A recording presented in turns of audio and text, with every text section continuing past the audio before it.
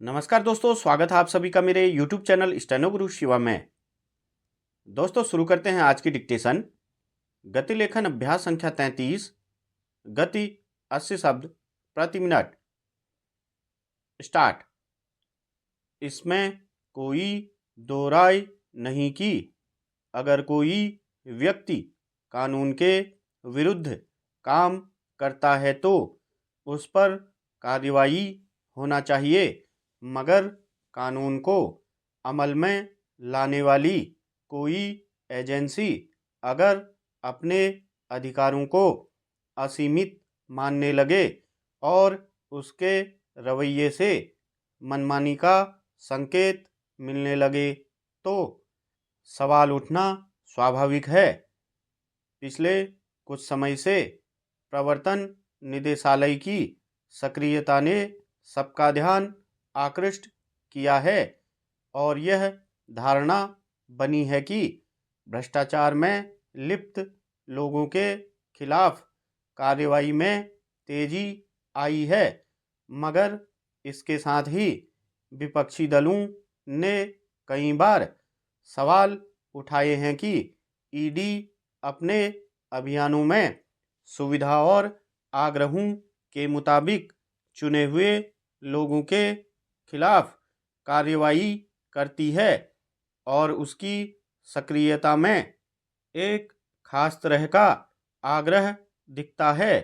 विपक्षी पार्टियों के आरोपों को यह मानकर नज़रअंदाज कर दिया जा सकता कि वे अपने दल से संबंधित आरोपियों के बचाव में ईडी को कटघरे में खड़ा करती हैं, मगर यह भी सच है कि कई मौके पर खुद अदालतों की ओर से ईडी की कार्यशैली पर अंगुली उठाई गई है।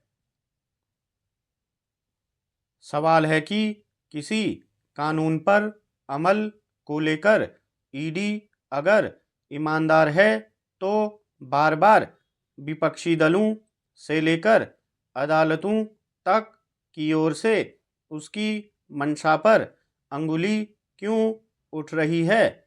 नौकरी के बदले जमीन के आरोपों से जुड़े एक मामले में कोर्ट की एक विशेष अदालत ने ईडी को फटकार लगाई और उसकी प्रक्रिया पर सवाल उठाते हुए कहा कि वह एक जांच एजेंसी के रूप में कानून के नियमों से बंधी है और वैसे आम नागरिकों के खिलाफ सख्त कार्रवाई नहीं कर सकती जो संदिग्ध तक नहीं है।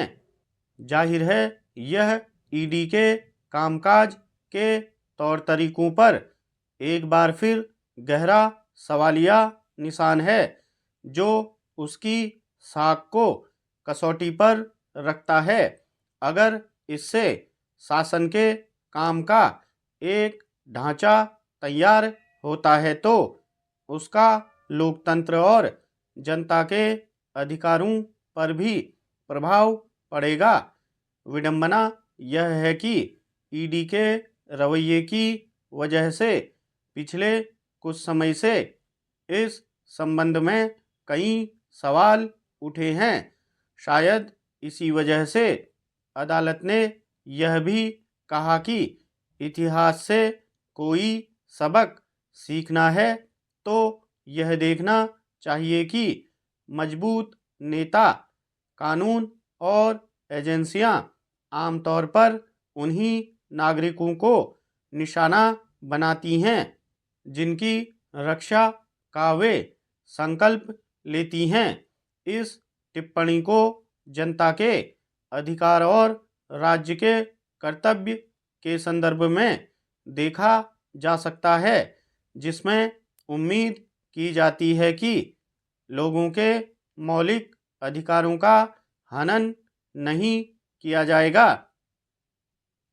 स्टॉप।